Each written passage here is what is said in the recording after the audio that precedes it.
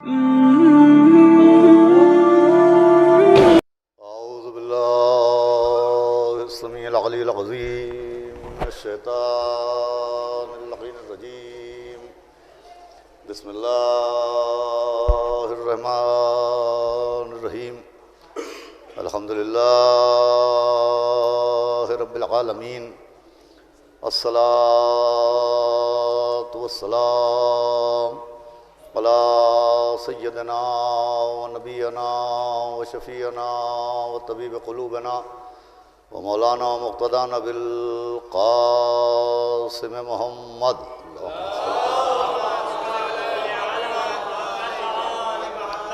آلہ الطیبین الطاہرین المعصومین و لعنۃ اللہ علی اعدائہم اجمعین من یومنا هذا إلى يوم الدين أما بعد فقد قال الله سبحانه تبارك وتعالى في القرآن المجيد والفرقان الحميد بسم الله الرحمن الرحيم وإذا سمعوا ما أنزل إلى الرسول ترى أعينهم تفيض من الدم مما عرفوا من الحق. ایک صلوات پڑھیں محمد و آل محمد.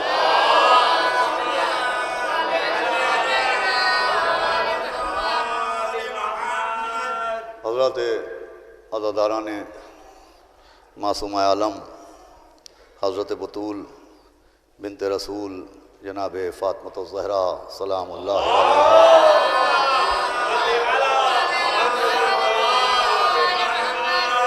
ایام عزائے فاطمیہ کے عنوان سے ان سے روزہ مجالس کی آخری مجلس ہے، اور مسلسل 2 روز سے آپ نے مختلف خطبہ کو سماعت فرمایا. میں نے آپ جناب یعقوب گریہ کر رہے ہیں، اتنا گریہ کیا.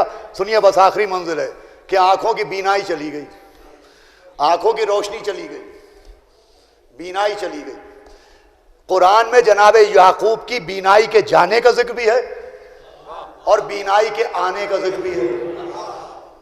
بس آخری بات ہے، آنکھوں کی روشنی جانے کا ذکر بھی ہے، وہ آنکھوں کی روشنی واپس آنے کا ذکر بھی ہے. بھائی روشنی گئی کیوں؟ غم یوسف کی طرف وجہ سے. آئی کیوں؟ پیرہن یوسف کی وجہ سے. بھائی جس پر رونے کی وجہ سے روشنی گئی، اسی کرتے کی وجہ سے واپس آئی اور سمجھایا کہ غم معصوم کبھی نقصان نہیں ہونے دیتا.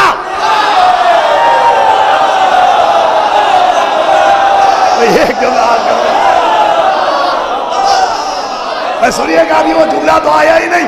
بھائی غم معصوم کبھی غم منانے والوں کا نقصان نہیں ہونے دیتا. ان کے غم میں جو جائے وہ واپس بھی آ جاتا ہے. یہی وجہ ہے کہ ہم مولا حسین کے نام پر اتنا لٹاتے ہیں، سبیلے لگاتے ہیں، کھانے کھلاتے ہیں، مگر ہمارے ہاتھوں میں کٹورے نہیں آتے ہیں.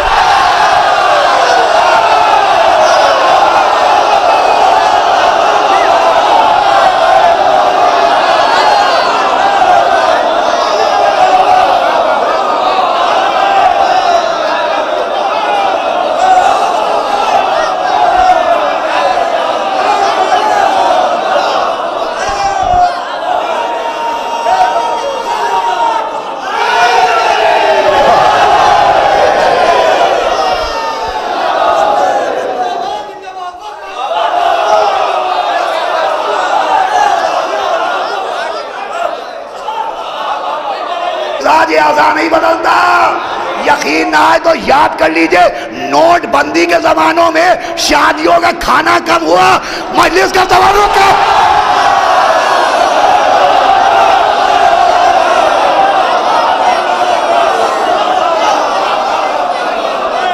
سورج ہے جو طلوع ہوتا ہے ہماری آنکھوں سے اور غروب ہوتا ہے رومال زہرا میں.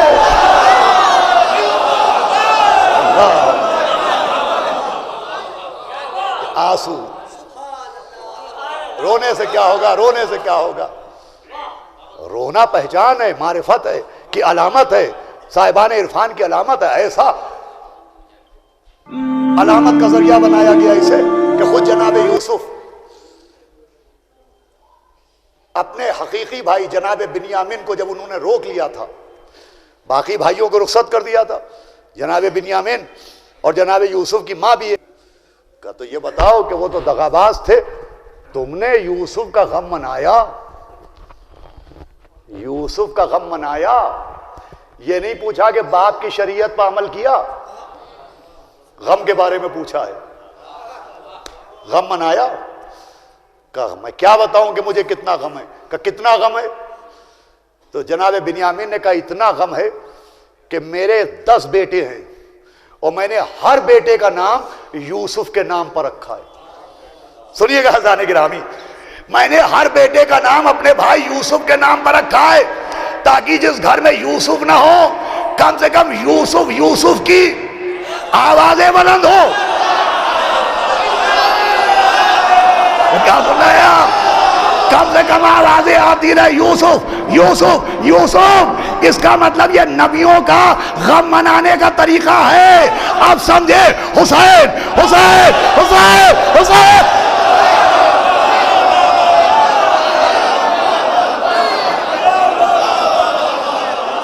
یہ طریقہ ہے ہزارے گرام، یہ نبیوں کا غم منانے کا طریقہ کہ معصوم کے فراق میں اس کا نام گونجتا رہے.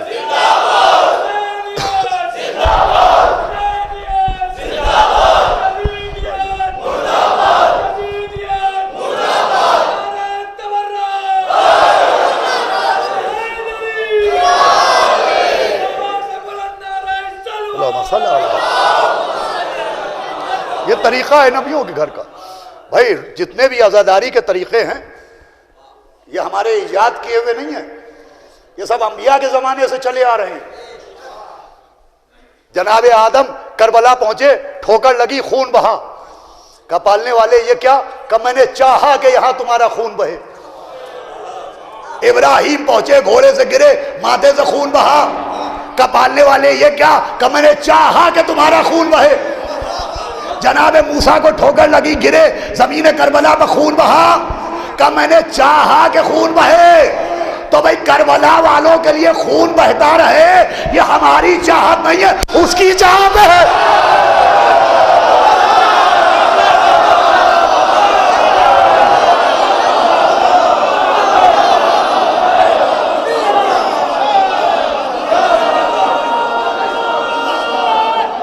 حیداری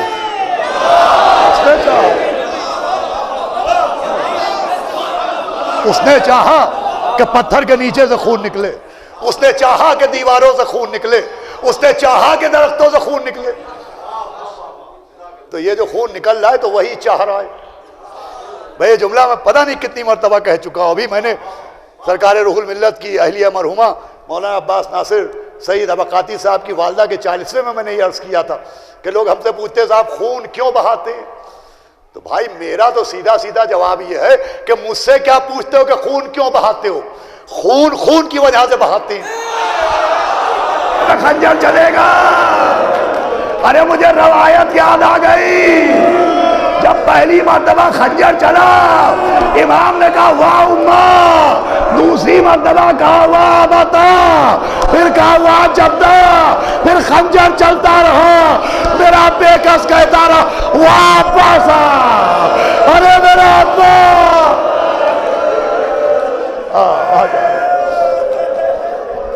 تکان مجھے بھی ہے، صبح سے یہ 4تھی مجلس پڑھ رہا ہوں، لیکن میں نہیں چاہتا کہ آج مصائب میں کوئی کمی رہے. لیکن یہ بیت الحزن ہے. مولا علی نے اپنے ہاتھ سے بی بی کے لیے عزاخانہ بنایا تھا. آواز دی آؤ میرے حسین، میرے سینے سے لگ جاؤ. آواز دی سیدہ، اس کے گلے پر خنجر چلے گا. ایک مرتبہ چیخ ماری کا بابا یہ واقعہ کب ہوگا؟ کہ ہم ہوں گے نہیں، نہ تم ہوگی، نہ یہ علی ہوں گے، نہ حسن ہوں گے. ہائے بی بی نے تڑپ کے کہا بابا ارے میرے لال میں روئے گا کون؟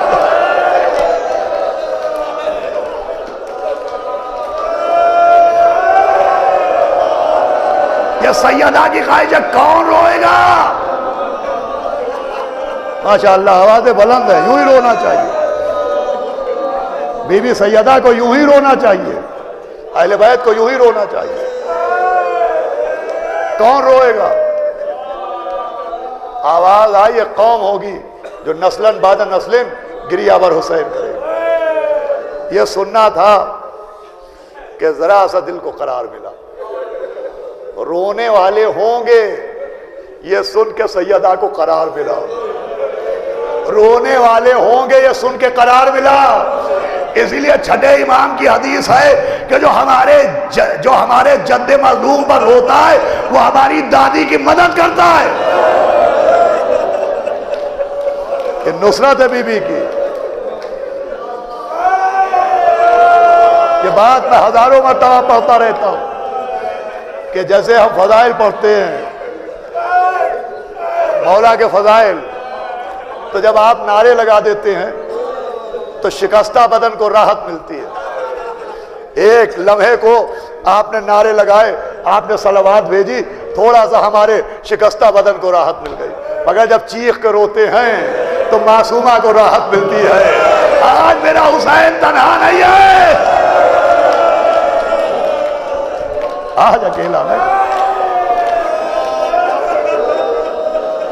ذرا سی راحت ملی تو چھوٹا شہزادہ اٹھا اور نانا کے گلے میں باہیں ڈالی، کہا نانا رونے والوں کے ساتھ آپ کیا کریں گے؟ کہا میرے لال شافع محشر ہیں، شفاعت آپ کے رونے والوں کے لیے۔ باپ کی طرف مڑے، بابا آپ کا ساقی کوثر ہیں، جام کوثر آپ کے رونے والوں کے لیے۔ بھائیا کی طرف مڑے، آپ کا جوانان جنت کے سردار ہیں، بخشش آپ کے چاہنے والوں کے لیے۔ قیامت کی مجلس ہو گئی، ایک مرتبہ بیٹا اماں کے گلے سے لپٹ گیا، آواز دی اماں آپ کہا میرے لال کیا پوچھتے ہو، در جنت میں کھڑی ہو جاؤں گی جب تک ایک ایک رونے والا نہ جائے گا۔ ہم نہیں جائیں گے، ہم نہیں جائیں گے۔ معصومہ روز محشر آئیں گی، آواز آئے گی اہل محشر اپنے سر جھکا لو، اپنی آنکھیں بند کر لو، معصومہ کی سواری آ رہی ہے۔ ارے پالنے والے فریاد، آج نبی کی بیٹی آ رہی ہے، اتنا پردے کا اہتمام، ہائے علی کی بیٹیاں۔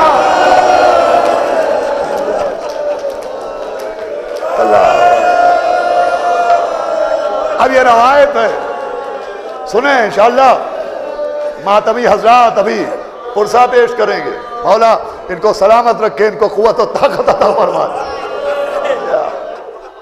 یہ جو اپنے کرتے اتار کے بغیر پیرہن کے ماتم کرتے ہیں، آپ جانتے ہیں یہ کیا ہے؟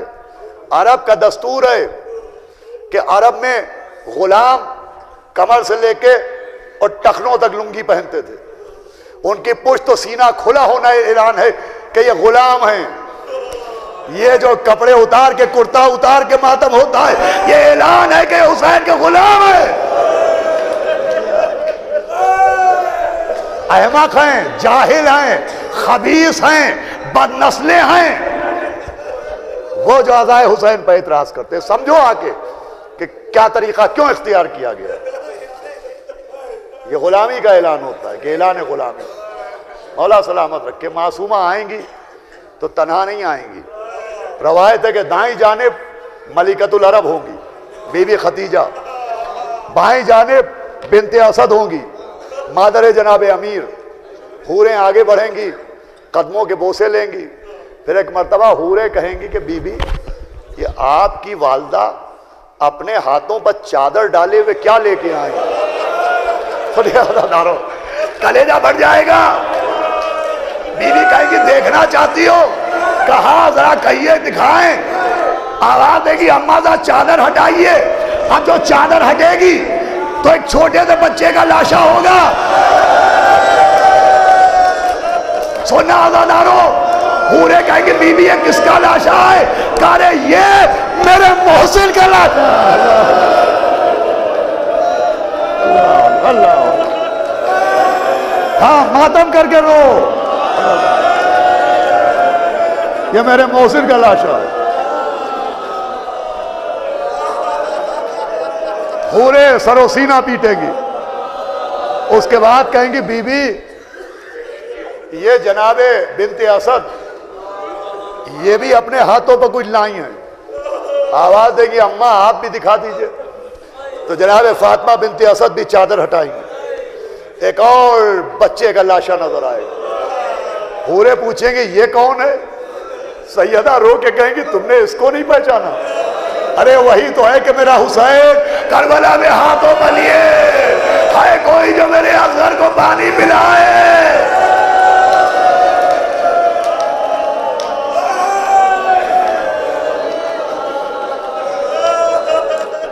پورے آگے بڑھیں گی. آواز دیں گی بی بی ہم کو محسوس ہو رہا ہے کہ آپ کی چادر میں بھی کوئی امانت ہے. آپ بھی چادر میں کوئی امانت لے کے آئیں. آواز دے گی ہاں ٹھہرو ابھی ہم امانت دکھاتے ہیں.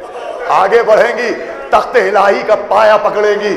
آواز دے گی پالنے والے میں 2 تحفے لے کے آئی ہوں. ایک میرے حسین کا خون بھرا کرتا ایک عباس کے کٹے ہوئے بازو. رو چکے آپ خدا چکا اس معصومہ کا وقت رو دے بھائی شاہ. بس ہو گیا پرسا میں پڑھ چکا ہوں. آج اسی معصومہ کی شہادت کا روز ہے. وہ معصومہ جو اپنا مرثیہ اپنے آپ پڑھتی تھی. صبت علیہ مصاحب اللہ والنہار. بابا میرا بچہ مار ڈالا گیا میرا گھر جلا دیا گیا میرا محسن شہید کر دیا گیا. دیکھیں یہ بات میں نے ابھی اسی سے متعلق کل ہمارے غریب خانے پر عباس ناصر میاں نے اس کا اشارہ کیا تھا. یہی بات میں بھی پڑھنا چاہتا ہوں کہ انگلینڈ میں ایک ڈاکٹر ناصر صاحب نے کہا تھا کہ تم یہ بی بی کے مصائب پڑھتے ہو کہ ان کی پسلیاں توڑ دی گئی تو ذرا اس کو ایکسپلین کیا کرو. تو میں نے کہا تھا اس کا ایکسپلینیشن کیا ہو سکتا ہے؟ تو کہا میں ہڈیوں کا ڈاکٹر ہوں آرتھوپیڈک. اور ہڈیوں کا معاملہ یہ ہوتا ہے کہ اگر ہاتھ ٹوٹ جائے بہت درد ہوتا ہے مگر پلاسٹر چڑھ جائے درد رک جاتا ہے. پیر ٹوٹ جائے بہت درد ہوتا ہے مگر پلاسٹر چڑھ جائے درد رک جاتا ہے. مگر اگر کسی کی پسلیاں ٹوٹ جائے اللہ اکبر جناب امیر کو پرسا دیجئے.